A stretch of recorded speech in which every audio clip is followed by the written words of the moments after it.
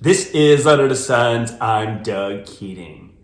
Congratulations, you're going to Europe for the first time this year, 2024. You have a week of vacation to invest in this trip.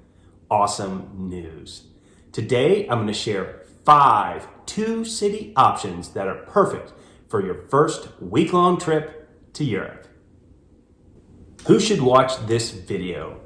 I've designed this content specifically for North Americans who are planning to spend 5 to 7 days in Europe. I'm going to cover 2 city options, one in the north, one in the south. If you live in Europe or it's easy for you to get there, this content's probably not very useful. You're going to have a lot more options than what I'm going to cover. Here are the 3 criteria I used to create this list. First, I have visited all of these cities within the past decade. I don't want to put out stale content. Second, each city must have a major airport. I'm including a city in the north and the south in each option. You're likely going to have to fly between these cities. And third, each of these cities have to be easy to get to from the US. In case you're wondering how to spend your time during the week, here is a sample schedule.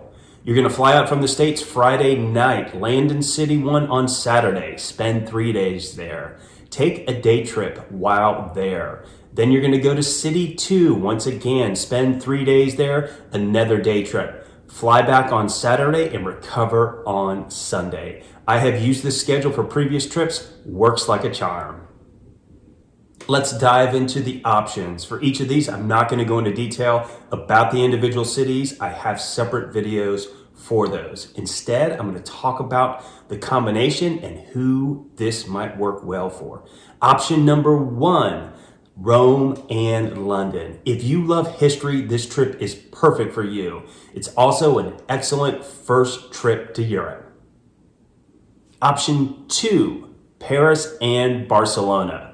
I'm going to call this the beautiful option. If you love amazing architecture and world-class art, both these cities are in your wheelhouse. Paris and Barcelona are picturesque, best enjoyed strolling around, taking it all in. Option 3, Munich and Amsterdam. I'm going to call this the good time option. You've got the beer halls and beer gardens in Munich and the cafes and coffee houses in Amsterdam.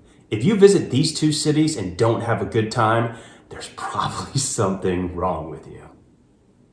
Option 4, Edinburgh and Lisbon. I'm going to call this the weather contrast, rain and sunshine option. Edinburgh, Scotland, you spend a few days there, you're likely to get rained on. Lisbon, Portugal is the sunniest capital in all of Europe. Option 5, Madrid and Dublin. May seem like an odd pairing. I think this would be a fantastic trip. Enjoy the Guinness in Dublin and the Tapas in Madrid. Hedonistic delights. Let's shift gears and talk about one thing you may not like regarding these options, and that is flying.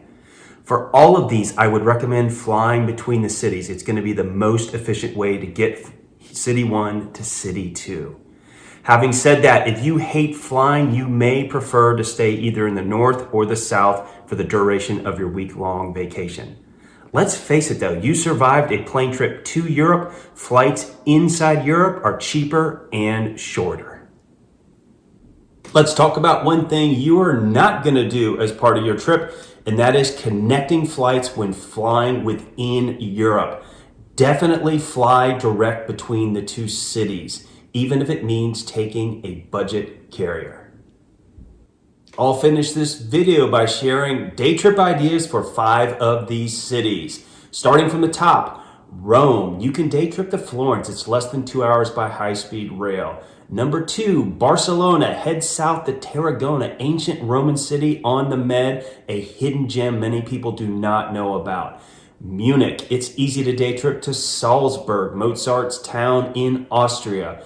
For Edinburgh, head west to Glasgow, which is actually the largest city in all of Scotland. And finally, Madrid, head south to Toledo, the historical capital of Spain. I'll confess, I haven't been to Toledo yet. I hear it is amazing.